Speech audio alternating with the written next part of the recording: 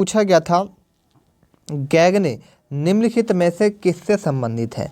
गैगने जो है साथियों वो निम्नलिखित में से किससे संबंधित है, ये पूछा गया था।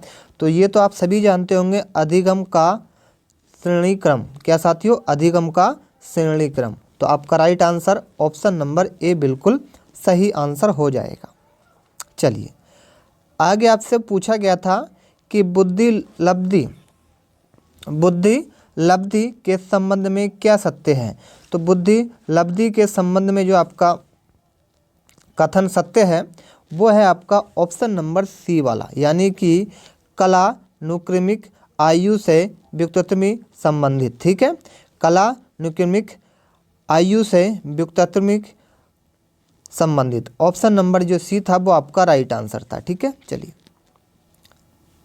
आगे पूछा गया था कि प्रश्न नंबर 12 में कि P-PF का प्रयोग किसके मापन हेतु किया जाता है।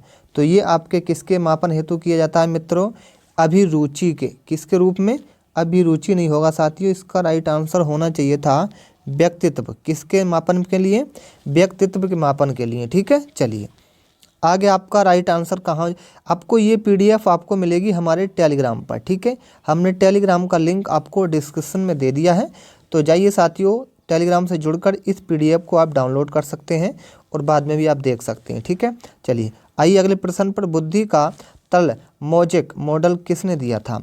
बुद्धि का तरल मोज़ेक मॉडल जो दिया था मेरे प्यारे मित्रों वो दिया था कैटले ने। किसने साथियों, कैटल ने। किसने साथियों, कैटल ने। सभी का आंसर क्या हो जाएगा साथियों, ऑप्शन नंबर ए वाला। चलिए आगे आपसे पूछा गया था बच्चे के संज्ञात्मक विकास हेतु उत्तम स्थान कौन सा है।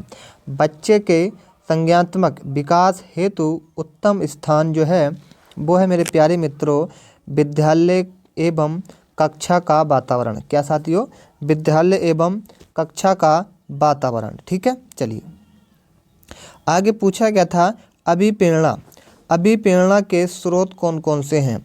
अभिप्रेरणा के स्रोत जो हैं वो कौन कौन से हैं।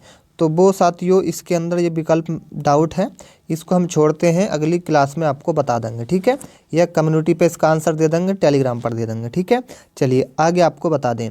आगे पूछा गया था चेस तथा कार्ड को निम्नलिखित में से किस में वर्गीकृत किया जा सकता है। तो चेस तथा कार्ड की बात हो रही है, तो इसका राइट आंसर होगा बौद्धिक खेल के। ठीक है, बौद्धिक खेल इस प्रश्न का सही आंसर आपका हो जाएगा। चलिए आगे आपसे पूछा गया अभिवृत्ति संप्रदाय क्या है। अभिवृत्ति संप्रदाय क्या है, ये पूछा गया प्रश्न में।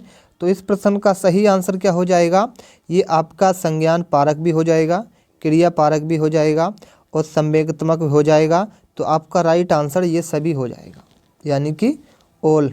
ठीक है, चलिए आगे पूछा गया मनोवैज्ञानिकों के अनुसार जो बुद्धि है वो क्या करती है। तो मनोवैज्ञानिक के जो अनुसार बुद्धि जो हमारा काम करती है वो करती है सीखने की क्षमता भी किस में होती है, बुद्धि के अंदर होती है। अमूर्त चिंतन की योग्यता किसके अंदर होती है, बुद्धि के अंतर्गत होती है। तो आपका ए और बी जो आपका राइट आंसर हो जाएगा। ठीक है, चलिए ऑप्शन नंबर डी वाला। आगे पूछा गया है प्रेरणा का वही संबंध उपलब्धि से है जो अधिगम का किससे है। तो प्रेरणा का संबंध उपलब्धि से है, उसी प्रकार अधिगम का जो संबंध है मेरे मित्रों वो है आपका बोध से। किससे साथियों, बोध से। ठीक है, चलिए आगे पूछा गया थोर्नाडाइक को व्यक्तित्व के वर्गीकरण का आधार है। तो ये आपसे पूछा गया है प्रश्न नंबर 20 का जो सही आंसर आपका आएगा मेरे प्यारे मित्रों, प्रश्न नंबर जो आपका सही आंसर आएगा प्रश्न नंबर 20 का, तो नोट करिएगा साथियों, थॉर्नाडाइक के व्यक्तित्व के वर्गीकरण का आधार है। तो चलिए साथियों दो विकल्प नीचे हैं, उसमें देखते हैं कौन है, संयोजन और वृद्धि, चिंतन और कल्पना। तो इसका राइट आंसर चिंतन और कल्पना हो जाएगा। क्या साथियों, चिंतन और कल्पना। ठीक है, चलिए आगे आ जाइए। आगे आपसे पूछा गया व्यवहार में होने वाले स्थायी परिवर्तन जो अभ्यास के कारण होते हैं उन्हें क्या कहा जाता है। तो उन्हें जो हम कहते हैं मित्रों वो कहते हैं, नोट करिएगा सभी छात्र, सीखना। क्या कहते हैं? सीखना कहते हैं। ठीक है, चलिए आगे आपसे पूछा गया है, प्रश्न को नोट करिएगा सभी मित्र, फटाफट नोट करते चलिएगा। प्रश्न नंबर 22 में पूछा गया है कि निम्नलिखित में से कौन सा कारक स्मृति से संबंधित नहीं है। तो वो कौन सा कारक है? वो है साथियों अनुभूति। कौन सी साथियों? अनुभूति। ये पूछा गया मैस्लो के अभिप्रेरणा सिद्धांत को क्या कहा जाता है? मैस्लो के अभिप्रेरणा सिद्धांत को कहा जाता है, तो वो कहा जाता है साथियों आवश्यकता का सिद्धांत। किसका? आवश्यकता का सिद्धांत। ठीक है, चलिए प्रधान अध्यापक, बहुत अच्छा प्रश्न है।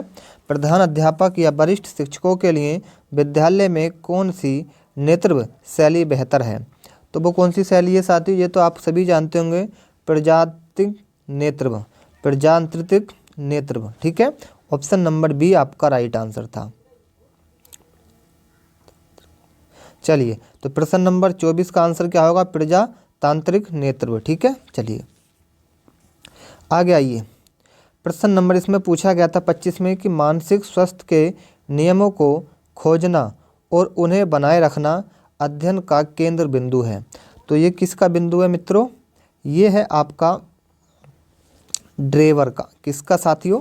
ड्रेवर का। ठीक है, चलिए आगे आ जाइए मित्रों, आगे आइए सभी छात्र।